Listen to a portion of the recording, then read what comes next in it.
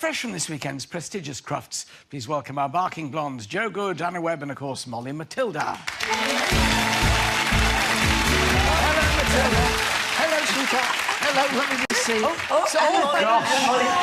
Crufts for you is like Chelsea Flower Show for me, isn't it, really? Yeah, we were in heaven. It was a bit damp, actually, so it was a bit pungent over the weekend and very, very busy. Wet dog. Wet dog and lots of hair drying and fur drying. But there was a whole new competition which was called Obedience, which is the first time they've ever done it. Obedience. So it was for breeds such as ours that are almost impossible to train, you know, for any obedience level. So that was a whole new competition which was exciting. Also, Best in Show, which is this amazing standard poodle called Ricky.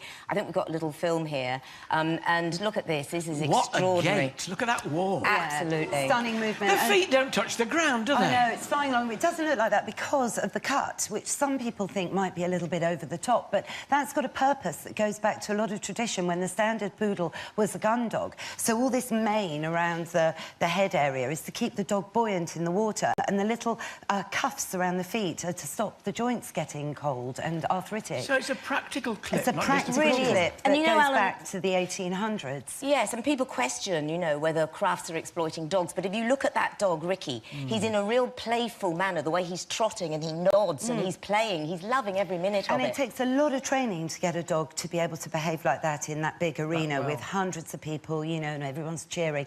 And to have that heel work, you know, I only wish Molly would walk to heel in that same way. That's what you need. Obedience, indeed. Well, it's about time we met some of the dogs who were crowned champions at the weekend. First up, the winner of the Crufts category. Please welcome Welly the mongrel and his owner, Sarah Singleton. Welcome, Sarah. Hello, Welly. How are you? You are a lovely dog. What a lovely... I saw the winner of Crufts. Look, I've got the trophies you won. You're absolutely wonderful. This beautiful lump of silver glass here and a silver cup. You must have been thrilled to bits. I was, over the moon. Like, you know, you can't have it until you didn't win it. Yeah, fine, right. So tell us about Welly's, his history. Welly was rescued from Kandahar in Afghanistan by soldiers from a forced dog fight. They took him back to the base and they patched him up there, and then he lived on the gate. And over a period of a few months, he was abused. He had his ears cut off.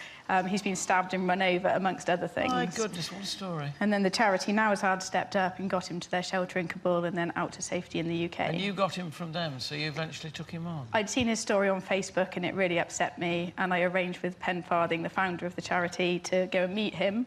And that turned into an hour-and-a-half round trip every other weekend to visit him and then to end up with him. It's an amazing story. What do you think made him a champion? Well, we've spent the whole day with him. In fact, we know Sarah because we've judged you before at Discover Dogs. And Welly is so grateful. Look at him. He just trusts... Such a bright eye, haven't you, Welly? Human beings. And the interesting thing is, Alan, considering the torture he's been through, how he is still trusting people. Yeah. And I think that says so much about dogs in general, that they are really forgiving and they're humble creatures. How did you feel when you won? Were you surprised? Oh, I was over the moon. I've always wanted to get to Crufts to the final, but we never really thought we'd win. So to win it, it's just even better. And it could have been any one of the six of us. They were all really deserving. Do you think he knew? Do you think he got an inkling? He was more laid back than me. I think he knows he's done good. I just think it's quite emotional, isn't it, winning something like that with a dog that's come through so much? Yeah, that's what chokes me the most, is that through all the abuse and everything he's been through, he's so trusting and loving, and he doesn't mind anything. How old is he now? We think he's around 4 or 5, but we couldn't really say. So a good few years yet ahead of him. Hopefully. Well, we're glad to have him here. Look at that. What a wonderful pose. Oh, you are a poser, really, aren't you? Wonderful. My thanks to Welly and Sarah. Thank you, Sarah. Very much. Well done. Next up, we've the winner of the Friends for Life category. Please welcome Cocker Spaniel Molly and her very proud owner, Lucy Watts. Hello, Lucy. Good to see you. Hello, Molly. How are you? Another bright-eyed, shiny coat dog. Now, tell us about yourself, Lucy, first of all. Well, I've got a condition called Ehlers-Danlos syndrome. So instead of the collagen in my body being like glue and holding everything together, it's weak and stretchy. So, unfortunately, my internal organs are failing. My joints dislocate, my blood pools in my legs because the veins don't constrict, and the list goes on. Yeah.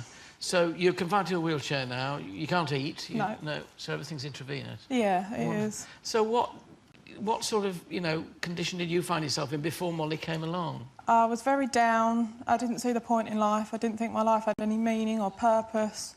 And I lost all motivation and momentum. I couldn't see the point in living anymore. And then Molly came along. Yeah. How long have you had her? I've had her a year now, and they sat her on my lap when we went to see the puppies, and she walked straight up my chest and licked my face.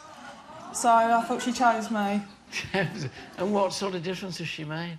A complete difference. My life has turned around amazingly, and to end with Crufts obviously was lovely, but she's given me a purpose, a reason to get up, a reason to fight, and she made me push myself harder than I thought ever possible. And a dog can do all that? Yep. Twinkle in your eye as well as in hers. Yeah. What an amazing story. And if you saw us at the top of the show when Molly was with Anna, she was being good, but she wanted to be with you. You could see that we'd pulled the umbilical. A one-woman dog. Absolutely, yes. That elastic band had been stretched that bit too far. Yeah. But it's really important for everyone watching at home to know that their own dog, just by stroking them, will reduce their blood pressure and will release oxytocin, a happy hormone, in your head. So dogs make you smile and happy. They heal us all. They're wonderful things. What was it like when you won? Oh, it was amazing. It was absolutely... I never thought I'd win. I mean, they were all winners, though. In my eyes, to get that far is amazing, but to win out of everybody, that was just absolutely wonderful. So you must be ever so proud of her. Oh, I am. I'm so proud of her. And she coped amazingly with Crufts, with all the crowds and the cameras and the crowd. She's not bothered at all. And how old is she? She's a year, just a year. Yeah, what a beauty, eh? Haven't you done well, right from being a pup? Good for you. What a lovely story. Lovely to meet you both. My thanks to Lucy, to Molly, Sarah and Wiley, and, of course, to Joe, Anna, Molly and Matilda. Thank you all very much. Thank you.